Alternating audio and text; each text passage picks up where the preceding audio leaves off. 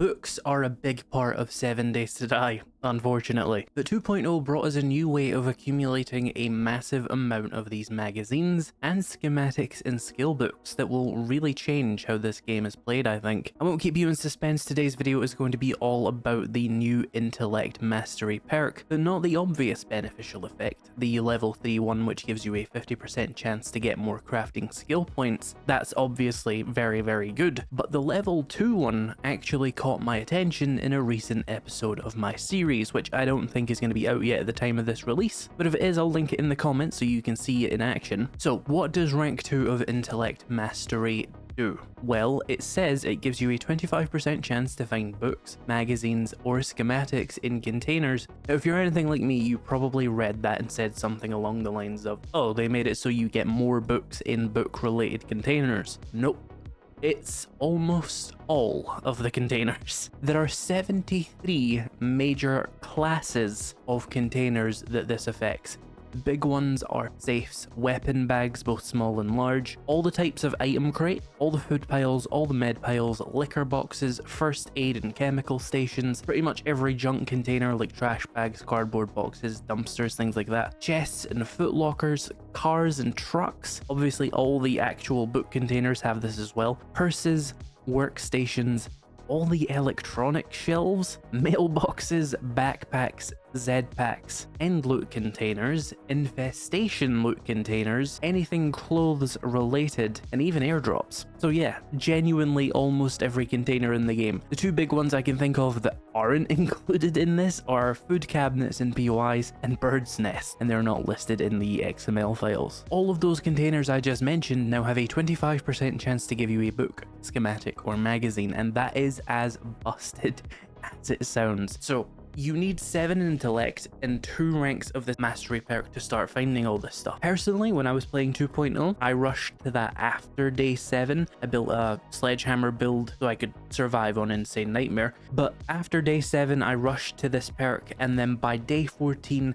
I was ridiculously well geared. I'm talking motorcycle, full level 6 armor, level 6 tier 3 weapons. I had a level 6 auto shotgun and a level 6 sledgehammer. So you don't even need to main intellect to get a lot of benefits from this if you take it in the second week of the game. So I thought, why don't I make a full guide on how to maximize the magazines you find so that people can blow through all of these magazines, skill books, and schematics as fast as possible and be done with the learn by reading system in their playthroughs, and they can get onto building bases and fighting high level POIs. Let's get started. First is your perk allocation. Obviously the big two are the ones I just mentioned, Intellect Mastery 3 and 2, which is going to require 8 intellect. Intellect Mastery 3 gives you a 50% chance to get twice as many crafting skill points from reading a magazine, which is very, very useful if you can prioritize these two perks. Of course, if you're playing a really hard difficulty and you don't like playing intellect builds there, then just transition into it. That's fine. Next, you're going to want to actually focus on armored up. Why? Because you want a level 6 nerd outfit, which will give you another 50% chance to get double skill points from books. And as far as I can tell, that basically does translate to a 100% chance to get double skill points from every book. My advice would be to use the Intellect Mastery 3 perk to get your way all the way up to armored up level 60, and then make yourself a level 4 nerd outfit, which combined with this perk will give you a 70% chance to get double skill points, which is a very, very good chance. You'll find that far more often than not you will get double skill points, and then what you want to do there is get your way to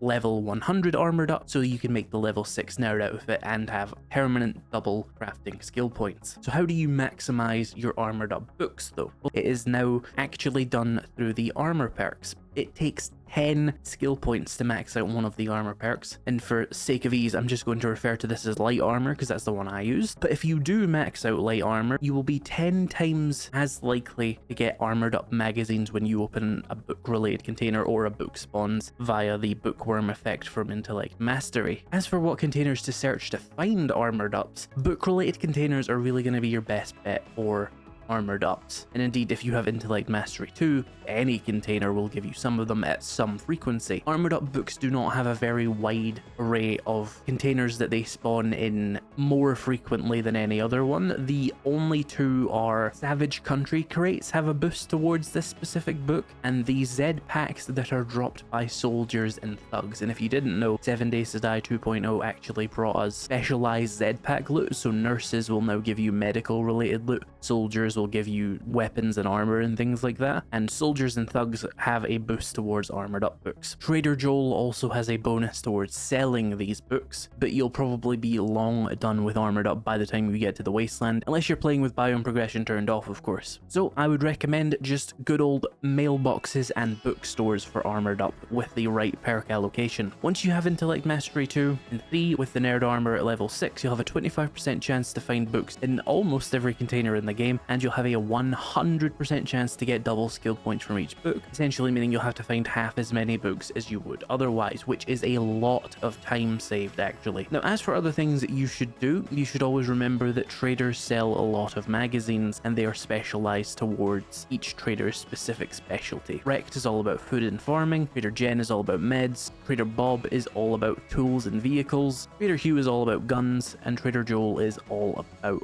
armor. Mailboxes are going to be your absolute savior for a lot of magazines in the early game, because good bookstores do not spawn in the forest biome at all, so you're going to have to go to at least the burned forest biome to even have a chance to find one. And remember that every perk you take boosts your chance of finding a related skill magazine or skill book. And also remember that they often share a loot table with each other, so if you put points into shotguns, handguns and rifles, you're probably not actually going to find as many of each of those as you would like, because you've diluted the loot table with all three rather than focusing on a specific one. So if you want shotguns fast, put all your points in shotguns. As another tip, lockpicking boosts your Forge Ahead chances, but only when you're below level 15 in Forge Aheads. There's nothing stopping you though from taking one rank of lockpicking, leveling up to 14 Forge Aheads, and then just finding the other 60 with the lockpicking boost and storing them for later so that you can maximize the value of that skill point you invested into lockpicking. And for reference, using this strategy in my other series, I had maxed out Forge Aheads somewhere in the middle of the second week. And of course, lockpicking has the advantage of not boosting a lot of other things. For example, advanced engineering also boosts Forge Aheads, but it also boosts traps, electronics and repair tools, which is going to dilute the loot table, and you're not going to care about those until later on in the game, compared to getting a crucible and a chemistry station as quick as you can. Building off of that tip, you should also consider just looting the magazines you find, but not reading them immediately, so that you can save them for when you have maxed out Intellect Mastery and the Nerd outfit.